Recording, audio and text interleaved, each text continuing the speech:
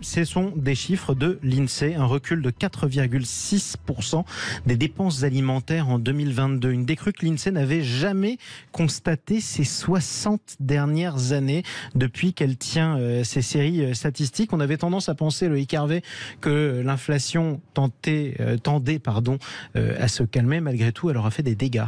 Elle fait des dégâts très importants et c'est très grave cette nouvelle pour l'industrie agroalimentaire et pour l'agriculture française parce que de manière tendancielle depuis maintenant 40 ans, les dépenses alimentaires baissent en proportion dans les ménages et là on aggrave encore la situation. Donc pour tout ce qui est santé publique, alimentation, capacité des Français après le Covid, vous savez, on avait vanté les filières courtes, etc. On se rend compte en allant faire soi-même ses courses, qui est pour quelqu'un comme moi plus facile pendant les vacances que tout le reste de l'année. On se rend compte que vraiment dans les rayons, les prix ont explosé. Donc la conséquence, c'est que les Français ont fait des choix. Et des choix qui sont extrêmement conséquents en termes de... Et ils se sont privés. Direction la Haute-Savoie, parce que ce qui est arrivé à la ville de Loïc Hervé, rien à voir avec les poubelles de la gare de Saint-Charles, mais ça peut arriver dans beaucoup de villes de France. Vous n'avez plus de distributeur bancaire, vous aurez bientôt plus de banque. Ça y est, c'est fini. La dernière banque, le Crédit Mutuel, pour ne pas le nommer, quitte une commune de 6 000 habitants. 6 000. On parle pas d'un village de 100 habitants. Après que la Société Générale, la Banque Populaire, la Caisse d'épargne ait quitté notre commune. Nous sommes une commune qui s'appelle Marnat, qui a 6 000 habitants, qui a été reconnue par le gouvernement comme petite ville de demain. Donc c'est-à-dire pour laquelle... le contribuable public, l'État, les collectivités locales investissent beaucoup pour conforter les commerces, les services publics, la relation aux habitants. Voilà, pour faire un centre-ville vivant. Oui. Et puis, à la cloche de bois, cette banque, qui est ma banque, le Crédit Mutuel, a décidé de nous quitter sans avoir aucune information, ni vis-à-vis de ses clients, donc elle déménage pas, elle ferme purement et simplement. Ouais. Et elle renvoie ses clients vers le centre-ville de Cluses, qui est le cœur de notre agglomération. Combien de minutes de route ? À 4 km. Ouais. Pour faire toute la partie de l'activité bancaire. Ce qui moi m'interpelle, c'est que on est tous à vouloir des centres-villes vivants avec des commerces. Il y a les services publics. La Poste avait déjà considérablement réduit ses horaires d'accueil du public. Et puis on commence à avoir maintenant des opérateurs privés qui vous disent que mais vous savez, quand vous avez 3 ou 4 clients par jour, ce qui est totalement faux.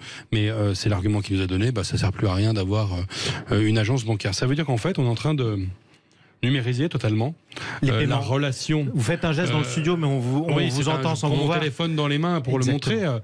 Le montrer. On va demander aux papis et aux mamies de payer avec leur iPhone plutôt que d'aller au distributeur. Non, mais c'est ça, c'est-à-dire qu'en fait, moi qui m'intéresse beaucoup aux questions numériques, et en particulier au Sénat, la question du rapport au numérique, y compris au smartphone ou à une tablette, c'est fait pour des gens qui vont bien.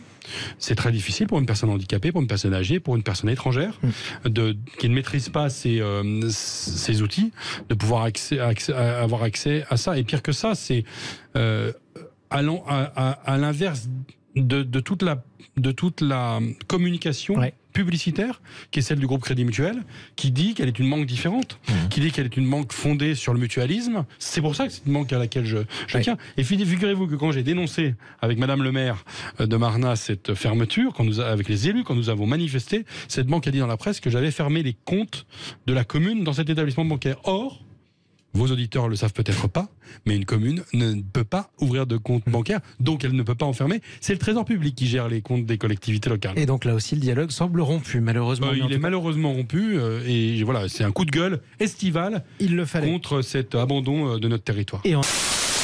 Bonjour docteur, et je trouve que le débat est très intéressant.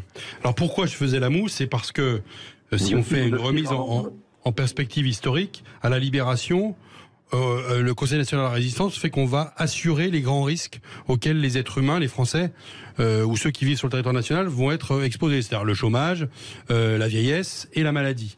Donc on a confié la puissance publique aux médecins la possibilité pour des travailleurs qui sont confrontés à la maladie de pouvoir bénéficier de la solidarité nationale. Et c'est le Parlement qui vote le budget de la sécurité sociale, et c'est même le Parlement qui décide qu'on va aller prendre ça aux entreprises, et donc quelque part dans la poche aussi des travailleurs, pour financer ceux qui sont confrontés à un risque. Donc c'est un système assurantiel.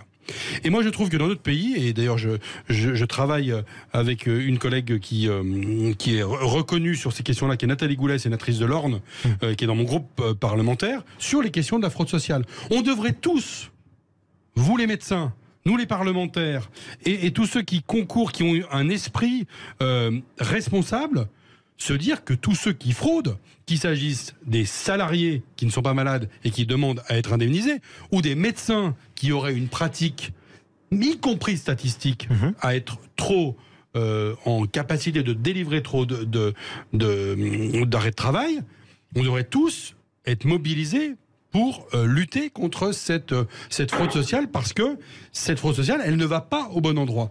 Et donc, c'est pour ça que j'entends, je suis moi-même un assez grand défenseur, y compris au Sénat, de l'exercice libéral de la médecine et de la médecine de ville.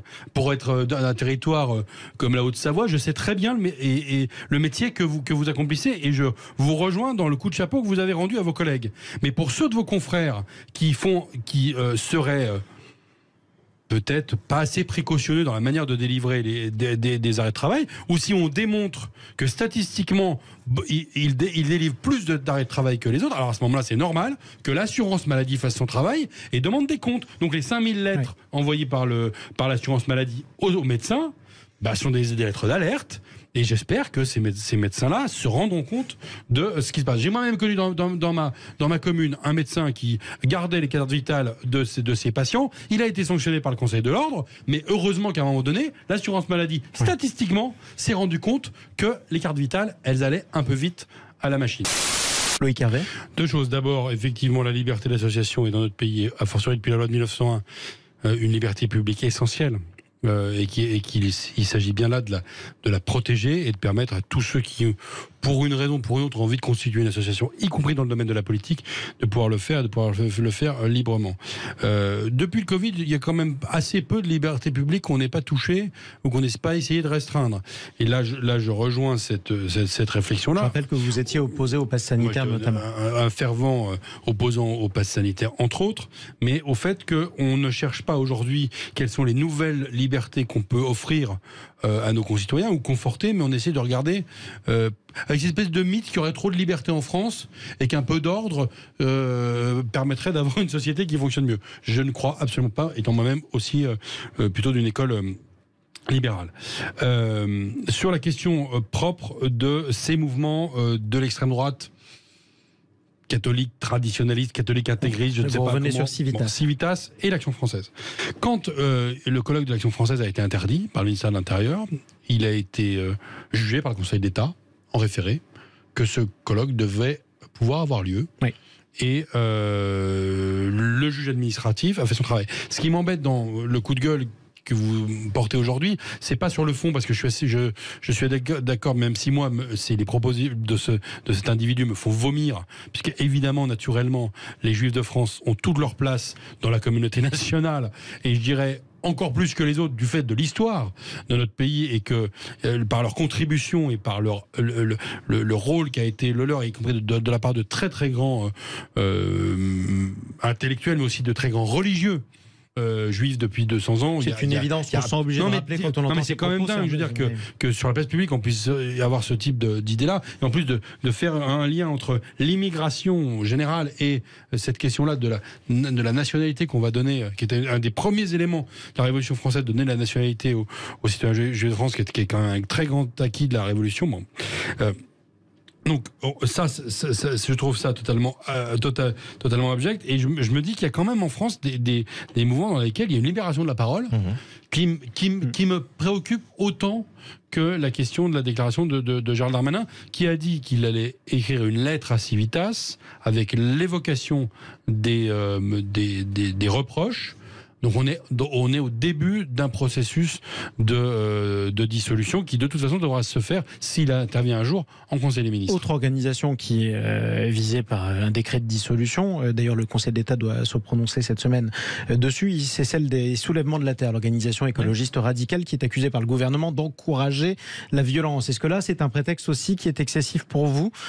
Mais là, c'est pareil, c'est à peu près la même situation. C'est-à-dire qu'en fait, on est en attente de la décision du juge administratif de savoir si il y a un doute sur la légalité de la décision prise. Moi, je constate dans mon propre département une évolution aussi dans un certain nombre de mouvements de la sphère environnementale, écologiste, qui appellent à s'en prendre aux personnes et aux biens, qui, y compris dans mon département, vont aller détériorer du matériel. Des champs de tomates par moment. Alors des champs de tomates, des appareils d'enneigement artificiel, et donc, quitte à mettre en danger d'ailleurs un certain nombre de nos concitoyens, ce qui est inadmissible, qui vont même s'en prendre aux élus. Mais vous avez raison. Comment on l'empêche alors, si on ne dissout pas? Moi, je ne parlais pas. On va parler voix du droit. Je veux dire, il y a un moment, il y a des personnes. Pas du fond. Alors moi non plus, je suis d'une région qui n'est pas une région de tradition de corrida, c'est la Haute-Savoie. On a d'autres pratiques dans les Alpes françaises, qui sont notamment les combats de vaches de race et reims, mais qui ne donnent pas lieu à la mort de l'animal, mais qui sont des vrais combats et qui peuvent donner lieu à des blessures des animaux. Et il m'est arrivé d'assister à ce type de combat. Je suis allé à la corrida 2 fois. La première fois, on ne m'a rien expliqué, j'ai pas tellement compris ce qui se passait, j'ai pas trouvé grand intérêt à ça. Et la deuxième fois, j'y suis allé avec des personnes qui étaient capables de m'expliquer un peu les différentes choses qui sont évoquées ce soir. Mais moi, l'argument qui me touche le plus, parmi tous les arguments qui ont été évoqués, c'est que, évidemment, c'est une exception. Mais parce que ça correspond à une tradition française dans un certain nombre de villes de notre pays. Et que moi, j'en ai un peu assez, qu'à chaque fois qu'une tradition déplaît à certains, on soit obligé de déterrer le pays, de finalement lui enlever tout relief, et d'avoir une espèce de pays politiquement correct, où finalement, évidemment, on ne regarde pas ce qui se passe dans les abattoirs, mais là, il faut faire quelque chose de symbolique, avec l'interdiction de la corrida, ou avec l'interdiction des poneys dans les parcs à Paris. C'est ces espèces de logiques permanentes qui font que des choses qui existent depuis de manière séculaire, dans un certain nombre de territoires, qui sont évidemment des questions qui ont été abordées devant les tribunaux français, qui ont été évoquées et à de nombreuses reprises au Parlement, donc sont des questions qui ont été tranchées. Moi, j'aimerais bien qu'on laisse ces débats de côté et qu'on se penche sur des débats, ou notamment sur la question de la condition animale, qu'on aille sur des sujets qui sont peut-être plus massifs, plus importants que ces questions purement symboliques. Et encore une fois, je respecte totalement les anti-corridas, y compris les anti-corridas à Béziers, qui ont totalement le droit de s'exprimer. Même le maire de Béziers, qui est vraiment quelqu'un que je combats politiquement d'habitude, a reconnu qu'on pouvait tout à fait être contre la corrida dans ce pays. C'est la démocratie. Mais aussi. Comme lui, je pense qu'à un moment, il y a un certain nombre de traditions dans le pays qu'il s'agit de respecter, qu'on n'est pas obligé de tout supprimer tout le temps au motif que ça contrevient à un certain nombre de gens minoritaires dans notre pays.